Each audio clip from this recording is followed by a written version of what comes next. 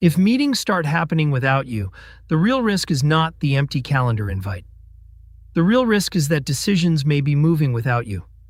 Your work may still be moving forward, but your credit, your visibility, and your future pay options may be shrinking quietly in the background. Now, one missed meeting does not mean you are being pushed out. It could be scheduling cleanup. It could be a smaller agenda. It could be your manager trying to reduce meeting load. One missed meeting is usually noise, but repeated exclusion from decisions about your own work is a signal. That is the difference this video will help you see. Let's use a composite scenario. Alex is a product analyst. He owns a small but important reporting workflow for a product team. For months, he has been in the weekly product review. He brings numbers, explains trends, answers a few questions, and leaves. Then one week, the invite disappears. At first, this means almost nothing. Maybe the meeting got smaller. Maybe his manager forgot to forward the new invite. If Alex reacts emotionally right away, he might create a problem where there is none. So he waits. Then the pattern changes. Alex receives notes after the meeting. The team changed next month's reporting priority. He was not asked for context. A few days later, another analyst presents the dashboard Alex built, and the notes make it sound like the story now belongs to someone else.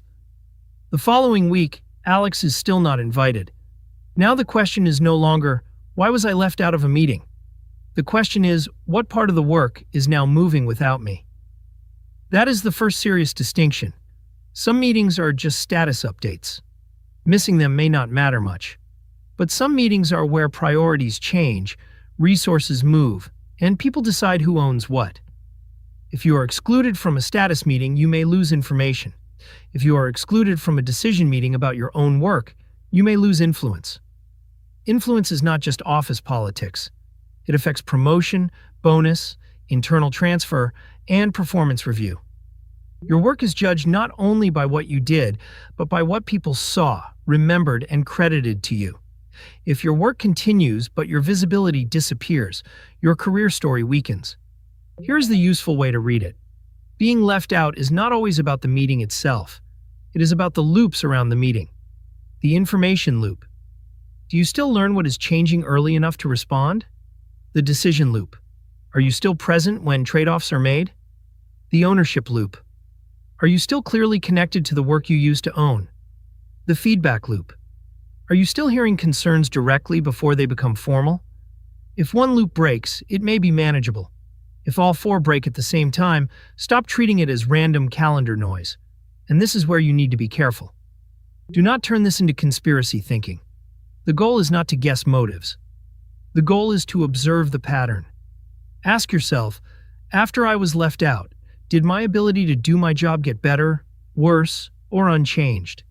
If you still get clear priorities, own your work, and receive direct feedback, being out of one meeting may actually be healthy.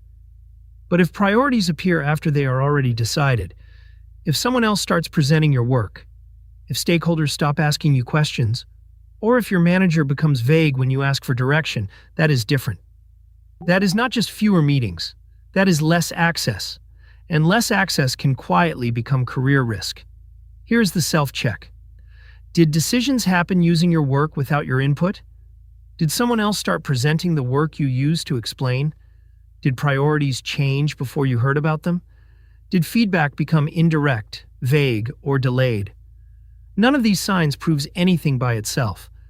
But together they tell you something important. Your work may still be visible, but you may not be visible with it. That is the danger. So what should Alex do? The smart response is not to demand, "Why am I being excluded?" That puts everyone on defense. A better response is calm and specific. He could say, "For the reporting work I own, which meetings or updates should I stay close to so I can keep my part aligned?" That sentence does not accuse anyone. It connects the question to business value and clarifies whether Alex is still expected to own the work. The answer matters. If Alex still owns the work, he can ask for a clean update channel. If the work is shifting away, he just learned something important early. Painful maybe, but useful. Early information protects options. When you discover a role change late, your choices are narrower. You have less time to document impact, rebuild visibility, or prepare an external search. This is where the income side becomes real. Meeting exclusion does not directly cut your pay, but it can weaken the story that supports your pay. If ownership moves away, your promotion case weakens. If decision-makers stop hearing your name, your bonus narrative weakens. If concerns are discussed without you, your chance to correct them shrinks. And if a reorg or performance process appears later, you do not want your first reaction to be, "I had no idea this was coming." So use a simple 2-week map. Not an emotional diary, an operational map. What meetings changed? What decisions happened without you? Who now speaks for the work? What feedback are you hearing directly or indirectly? What ownership moved, even slightly? The purpose is not to build a case against anyone. The purpose is to separate feelings from facts, then re-anchor your ownership. Send short written updates. What you completed, what changed, what decision is needed, and where you are blocked. If the room is getting smaller, your signal has to get clearer. Next, rebuild direct access. Instead of saying, "Why was I not invited?" try, "What is the best way for me to stay aligned on decisions that affect this work?" That question is hard to punish because it is about execution. Then protect your options outside the room. Write down the outcomes that happened before your visibility changed. Save examples of decisions you supported. Track what you owned, what moved, and when it moved. Then refresh your resume, check your cash runway, and quietly reopen recruiter conversations. Not because you are definitely in danger, because uncertainty is cheaper when you prepare early.